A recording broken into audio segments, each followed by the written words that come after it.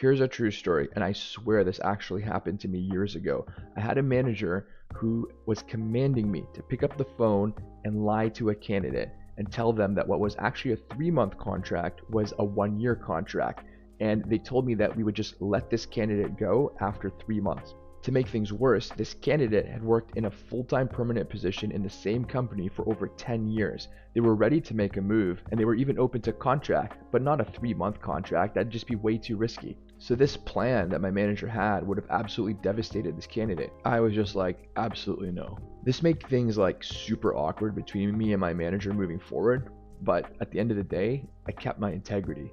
Unfortunately, this isn't rare. There are so many recruiters out there that wouldn't even blink or think twice about lying to a candidate or a client just to close a deal. So honestly, it's totally understandable as to why candidates and clients alike are so guarded when they're approached by recruitment agencies. Personally, I think that any recruiter who doesn't genuinely care about the best interest of their candidate and their client, if they don't deeply enjoy the satisfaction of placing a candidate into a job that furthers their career, helps them, their goals, their family, and also the satisfaction of helping a great client find a really good hire and helping them move their projects and their company forward, if you don't really enjoy that, you're definitely in the wrong industry. Candidates are human beings. They're not just sales leads.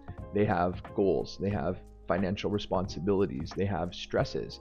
And playing with their job is playing with their lives. They can sense it and they feel it, and it affects their level of trust they have in you and the industry as a whole. The way I approach it and the way I train my recruiters is honesty, compassion, trust, integrity. These things come first. Candidates rightfully deserve transparency around things like compensation, workplace culture, the possibility of being promoted, and should be told about the pros and cons of the job they're applying to. Withholding details like that just to close a deal is not only unethical, but it also loses the candidate's trust and their loyalty. If that job is not a good fit for them, we tell them, even if they're a good fit on paper. We may lose some deals this way, but in the long run, both the clients and the candidates are going to be better off.